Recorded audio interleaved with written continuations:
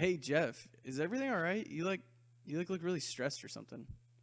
Yeah, I'm good, man. I mean, no, it's just been one of those weeks.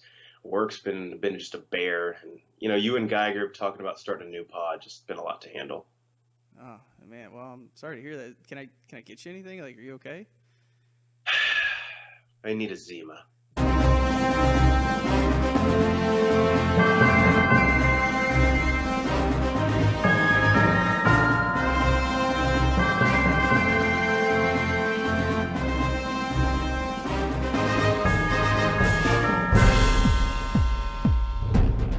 Hey guys, welcome back into the Bro Force Squad podcast. This is our review of season 5, episode 13 of Agents of S.H.I.E.L.D. entitled Principia. I hope I'm pronouncing that right. We're probably Uh, not, but that's okay.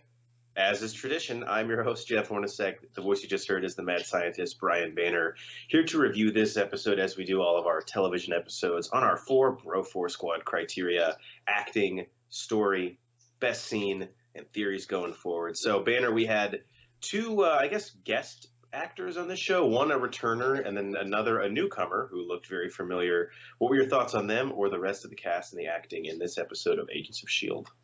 I'm gonna take the low hanging fruit here, dude. Baby Busey, like super distracting, like Right. super distracting. I don't know. He just felt like literally. He either has something on somebody high up, or like he knows something. And like, yeah, we can put you in as a throwaway character because he just felt very out of place and like all I could see was like Gary Busey in Point Break, or no, even better, Gary Busey all cracked out on at Angels in the Outfield. That's all I could see when I was watching this You mean episode. Rookie of the Year? Rookie of the Year, thank you. Get your baseball movies right or get off the I know, podcast. my bad. I totally agree. And maybe, look, again, maybe this is a Jeff Hornacek problem and not an Agents of S.H.I.E.L.D. problem. But like you said, I don't think it's stunt casting because he's not like a big name, but I can only see Jake Busey and his spray tan. I couldn't see Tony Kane and his character I in the literally role. didn't even know that his character's name was Tony Kane until you just said that.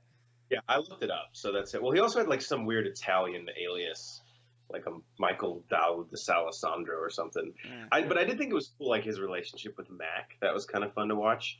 I'm going to take a positive one from this. Spencer Treat Clark, who came back as Werner von Strucker. I don't remember this kid having the chops, the acting chops that he did when he was previously on the show, but he was awesome here, man. I mean, I know he didn't have the arc before, at least the depth that they're giving him right now, but I was blown away by him. I don't know if he's just been in the gym working on his craft, but I thought he was really good. Well, yeah, I agree, and then I can totally see his dynamic with the actress's name slips my Dove mind. Cameron. Yeah, Yeah. playing Ruby.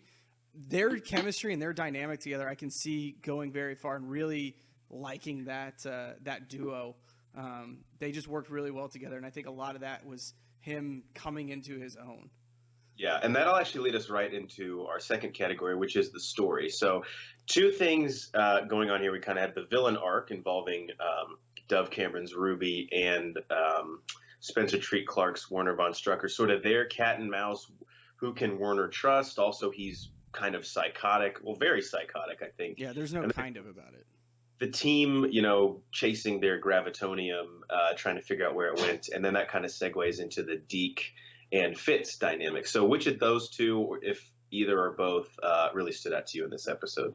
Dude, I'm digging. I know we've shit on Deke a lot, mainly because of the actor, a little bit because of the character, but I'm really digging Deke and Fitz's kind of dynamic. And even though they're the same age, and hell, Deke may even be a little older than him, Fitz totally feels like an old grandpa that's like, hey, just leave me the fuck alone and let me whittle my cane or something.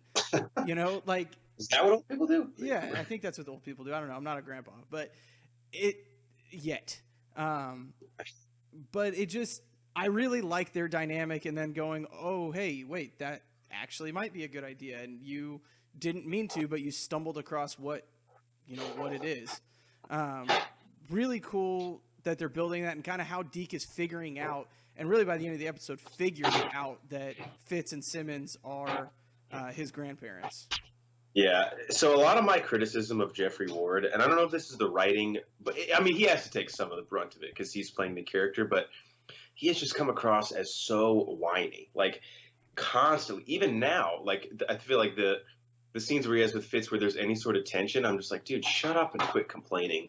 But that scene at the end when he looks at Gemma and she's basically saying to Yo-Yo what his mom used to say to him, and he kind of has that light bulb go off in his head, that scene actually kind of worked for me. And I was like, all right, we're humanizing this character a little bit. And then we'll get into this a little bit with theories, but the Ruby and Werner von Strucker stuff, I was digging. I'm trying to figure out where it's going, as is kind of always the case with the show. There's a lot of threads. I don't know which one they're going to pull on. I don't know who to trust. I started not trusting people in the room with me. I'm like, you could be lying to me right now. I don't know. I don't fucking know you. So that was interesting to me. Segueing off of that, best scene. What do you got? I'm going to go honorable mention here real quick. Just the idea of a floating boat in the air. It's just a fucking cool idea. Like, it is. That shit, like, who thinks of that? Like, we're drunk and high on this show all the time, and we don't ever think of that. And that was just a cool idea.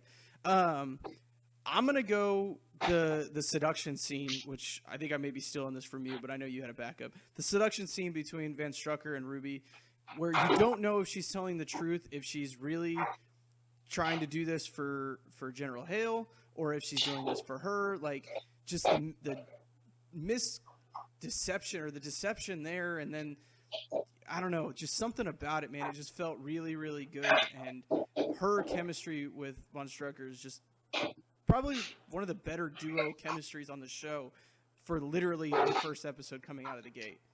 Yeah, and we kind of have a little bit of the unreliable narrator there, where we see it from Von Strucker's point of view, and you're like, I don't really trust you at all. But Von Strucker's like, all right, you're kind of hot, and like, I guess I could be dropped off on the side of the road in Boise or stay here, so I'll choose to stay here. Because then we get it from Ruby's point of view, and she says, I told him the truth to her mom, and you're like, well, does that mean you're actually going to backstab your mom? Because she's kind of a bitch. I'd be down with that. And if you become an anti-hero with Frisbee knives, then yeah, I'm sort of rooting for you. Dude, those are badass too. They are cool. I'm going to go see if they have those at my local Walmart. My favorite scene, a little corny, but it was a cool action scene, and I enjoyed it, was the hammer time fight on the aforementioned floating boat. Just because anytime Mac kicks ass, you know that's one of my favorite things on the show. And it's going to piss you off because they gave the shotgun axe a lot of love in this episode, and shut your mouth because it's awesome. I don't care what you say. I'm not going to say anything because we all know that I actually thought it was cool, but I can't admit to that. Okay. Even though you might have just done it, I'm not. No, it was terrible. It sucked. I totally hated it.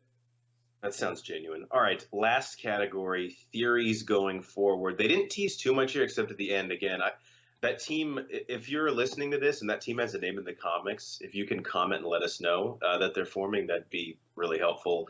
But what do you think is going to happen here? I think with the team, it's kind of been hinted at. Deke's starting to figure things out with Fitz.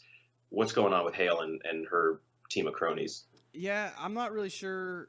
I don't know what they're forming, what's going to happen. I don't know if they're going to end up being a team that goes up and fights, the Agents of S.H.I.E.L.D., or if they're going to end up forming their own team and at some point assisting them against Hale. I don't know. I do know one thing, though, is that at the end of this season, Coulson should die, but he's not.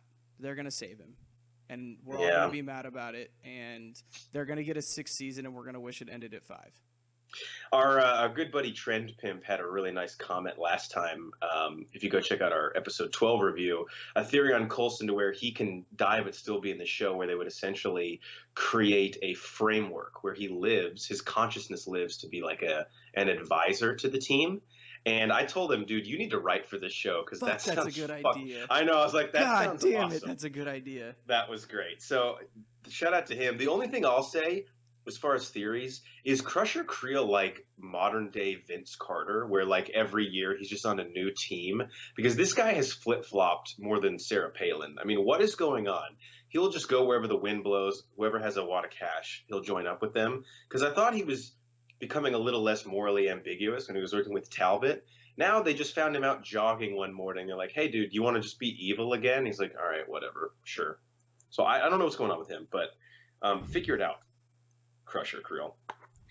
All right, guys. For Brian Banner, the Mad Scientist, I'm the Mayor, Jeff Hornacek. We have been the Bro Force Squad. Thanks for checking us out. Make us your home for all your Agents of S.H.I.E.L.D. reviews and everything else. Subscribe to us on iTunes and YouTube.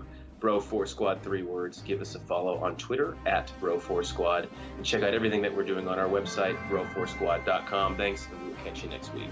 Horns, you want to just go play catch? We should just play catch. Zima's first, then catch.